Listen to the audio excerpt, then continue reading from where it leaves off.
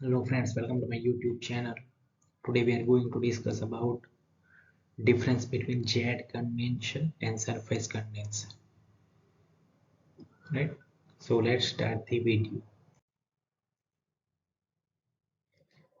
So over here you can see jet condenser and surface condenser. This is the image of jet condenser. So basically jet condenser में क्या होता है, पहले तो condenser में आपको बता देता हूँ. कंडेंस मीन्स व्हाट कि सपोज हमारे पास वाटर है, वाटर को हमने क्या प्रोवाइड किया, हीट, राइट. सो वाटर क्या होगा, water converted into steam, right. Water को हमने हीट दिया, सो वाटर किस में कन्वर्ट हुआ, स्टीम में.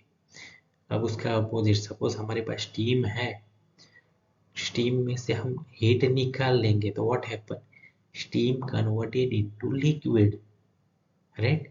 उसे ही हम बोलेंगे कंडेंस, राइट. कंडेंसर क्या करता है, स्टीम जो होगा, राइट, उसमें से हीट ले लेगा और स्टीम को कन्वर्ट कर देगा लिक्विड में, उसे हम बोलेंगे कंडेंसर, राइट. Simple thing.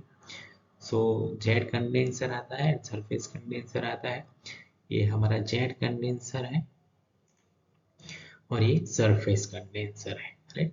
आज हम उसके डिफरेंस के बारे में बात करेंगे, right. So basically jet condenser में क्या होगा, यहाँ पे देखिए सिंपल मैं आपको बताता हूँ. यहाँ से क्या जा रहा है, लिक्विड जा रहा है, यानी कि वाटर पास हो रहा है, और यहाँ से एग्जॉस्ट स्टीम, राइट, यानी कि स्टीम और वाटर का यहाँ पे कॉन्टेक्ट होगा. सो स्टीम का जो हीट है वो किसके दे देगा, वाटर को दे देगा, right. So basically what happen, steam किस में कन्वर्ट हो जाएगा, लिक्विड में कन्वर्ट हो जाएगा. उसी तरह यहाँ पे सरफेस कंडेंसर है. सो यहाँ पे देखिए, यहाँ पे एग्जॉस्ट स्टीम पास करेंगे और यहाँ से वाटर पास करेंगे, राइट. सो यहाँ पे एक चीज याद रखना, यहाँ पे वाटर एंड स्टीम वो दोनों एक दूसरे के कांटेक्ट में नहीं आएंगे, जिसको हम सरफेस कंडेंसर बोलेंगे. और जेट कंडेंसर में क्या होगा, जो लिक्विड है हमारा, वाटर है, राइट, वो directly contact with exhaust steam. So यहाँ पे दोनों डायरेक्टली कांटेक्ट में रहेंगे जेट कंडेंसर में. सरफेस कंडेंसर में दोनों का कांटेक्ट नहीं रहेगा, राइट. सो बेसिकली हम उसका वर्किंग नेक्स्ट वीडियो में देखेंगे. आज हम ओनली डिफरेंस बात करेंगे, difference between jet condenser and surface condenser. So jet condenser and surface condenser. Jet condenser में क्या होगा, cooling water and steam come in direct contact. यहाँ पे जो कूलिंग वाटर है एंड स्टीम दोनों क्या होगा, directly contact with each other होंगे.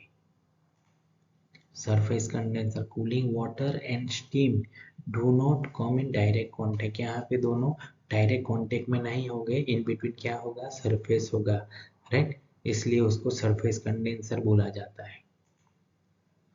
More suitable for low capacity plant. Jet condenser जो होते हैं वो ज़्यादातर लो कैपेसिटी वाले प्लांट है, उसमें सुटेबल रहता है, यानी कि इस्तेमाल किया जाता है. Surface condenser more suitable for high capacity plant. जो हाई कैपेसिटी वाले प्लांट है उसमें सरफेस कंडेंसर क्या यूटिलाइज होता है. Condensate is not used as boiler feed water until the treated cooling water is used as coolant. यहाँ पे हम जो कंडेंसेट वाटर होता है वो डायरेक्टली हम फीड वाटर, यानी कि बॉयलर में जो वाटर फीड करते हैं उसमें यूटिलाइज नहीं करते, right. Until the treated cooling water, जब तक हम जो हमारा कूलिंग वाटर है अगर वो ट्रीटेड है, यानी कि वो क्या है, प्योर है, तभी हम वो इस्तेमाल करेंगे. क्यों, क्योंकि यहाँ पे जो कूलिंग वाटर जो है एंड स्टीम दोनों क्या होगा, directly contact with each other, यानी कि दोनों मिक्स हो जाएंगे. इसीलिए अगर हम जो कूलर की जो ले रहे हैं कूलिंग वाटर, राइट, वो क्या है, प्योर होगा, तभी हम वो उसको यूटिलाइज कर सकते हैं. अदरवाइज हम कंडेंसेट को डायरेक्टली फीड वाटर के इन बॉयलर यूटिलाइज नहीं कर पाएंगे. Condensate is directly used as boiler feed water. यहाँ पे जो कंडेंसेट होगा, यानी कि जो स्टीम में से वाटर बनता है वो डायरेक्टली हम बॉयलर के अंदर फीड वाटर के लिए इस्तेमाल कर सकते हैं. क्यों, क्योंकि यहाँ पे जो वाटर का लाइन है वो अलग होगा और स्टीम का लाइन अलग होगा, है, क्योंकि दोनों एक दूसरे के कांटेक्ट में नहीं आएंगे।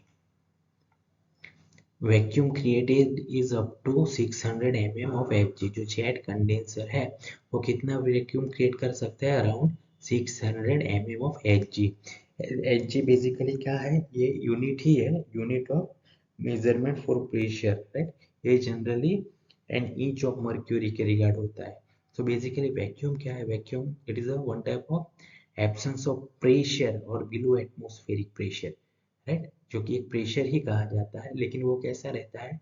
एटमॉस्फेरिक प्रेशर से कम, यानी कि बिलो एटमॉस्फेरिक प्रेशर और एब्सेंस ऑफ प्रेशर, यानी कि प्रेशर है ही नहीं, राइट, उसे हम वैक्यूम कहेंगे, right.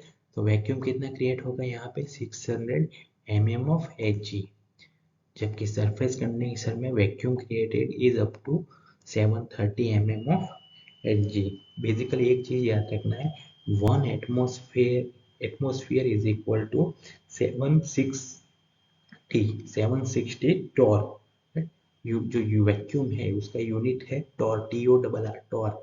So 1 atmosphere is equal to 760 torr. Maintenance is low. Basically jet condenser का जो मेंटेनेंस है वो कैसा रहता है? लो रहता है। सरफेस कंडेंसर का मेंटेनेंस हाई रहता है। Plant is economical and simple. Basically jet condenser का जो प्लांट है वो इकोनॉमिक रहता है, यानी कि थोड़ा सस्ता रहता है, एंड सिंपल इन कंस्ट्रक्शन रहता है, right? जबकि surface condenser plant is costly, यानी कि प्लांट कैसा रहता है? महंगा रहता है, एंड प्लांट कॉम्प्लिकेटेड है। क्यों? क्योंकि यहाँ पे जो कंडेंसर है in between there are number of tube को इंसर्ट करवाना होता है, राइट। इसीलिए ये प्लांट का जो सेटअप है वो कैसा रहता है? कॉम्प्लिकेटेड रहता है। More power is required for air pump. In jet condenser में ज्यादा पावर रिक्वायरमेंट है, किसके लिए? एयर पंप के लिए।